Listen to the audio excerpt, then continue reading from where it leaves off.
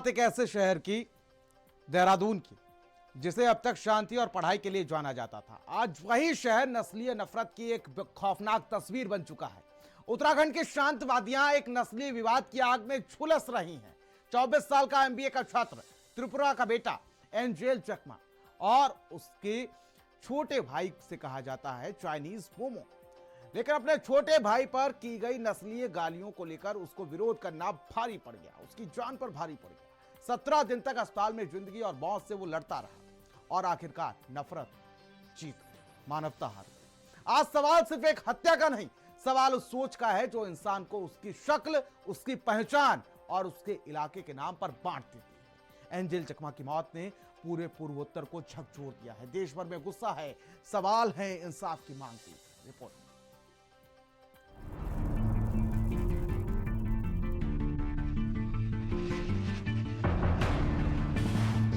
नस्लीय हमले की आग में जला एंजेल चकमा की मौत, मानवता पर सवाल।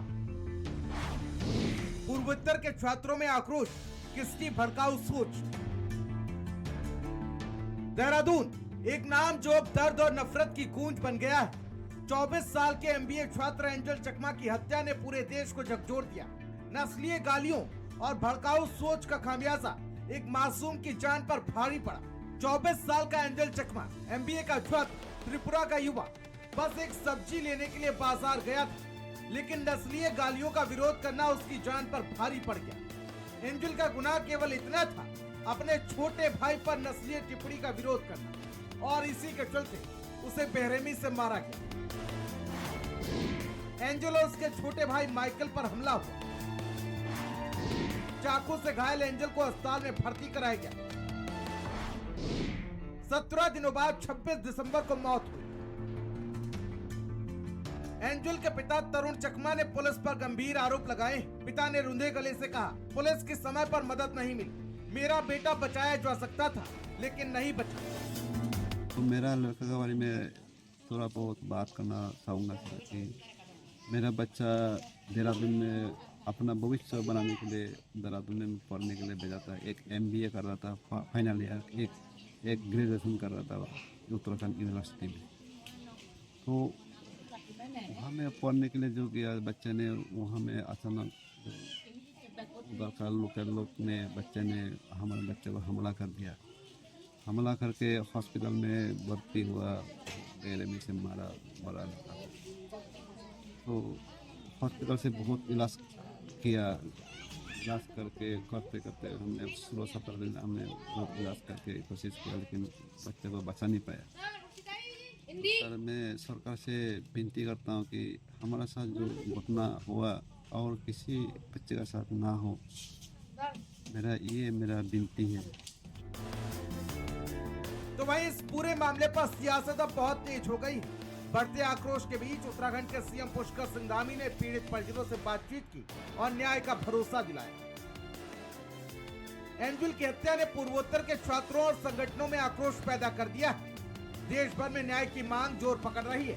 राजनीति और समाज के गलियारों में सवाल उठ रहे हैं, क्या देश में नफरत और नस्लवाद के खिलाफ कोई सुरक्षा है? हमारे भाई एंजेल चकमा जो त्रिपुरा से है, बाहर पढ़ने के लिए गया था। उसके साथ क्या होता है, उसका आइडेंटिटी पूछा जाता है, चिंकी चाइनी बुलाया जाता है, चाइनीज बुलाया जाता है, और वो प्रोटेस्ट करने के लिए जाता है, तो डिफेंड करने के लिए जाता है, तो उसको ब्रूटली मारा जाता है। हम नोटिस से है, इसका ये मतलब थोड़ी ना है कि हम इंडियंस नहीं है, हमें इंडियंस नहीं है, हम इंडियंस नहीं है, ये इन लोगों को लगता है।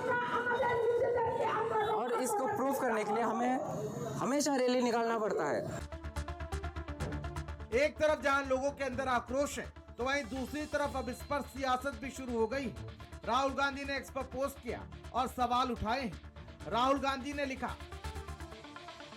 गलत जानकारी और जिम्मेदार पदों पर बैठे लोगों के भड़काऊ बयानों ने समाज में ऐसी हिंसा को आम बना दिया है। हमारा देश सम्मान, प्रेम और एकता के लिए जाना जाता है, डराने, धमकाने या नफरत के लिए नहीं। तो दूसरी तरफ समाजवादी पार्टी के मुखिया अखिलेश यादव ने भी इसको लेकर निंदा की है।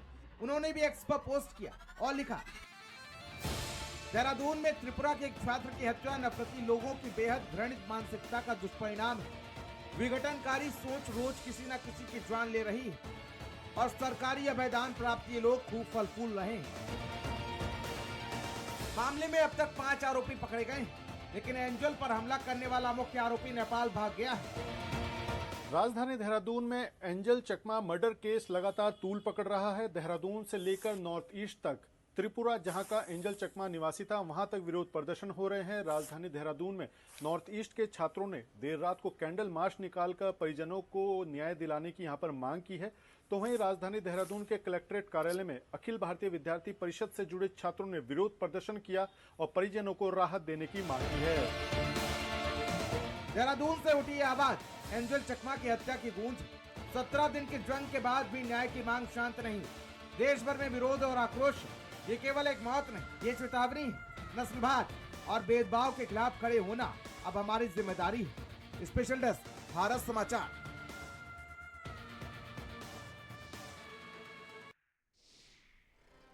और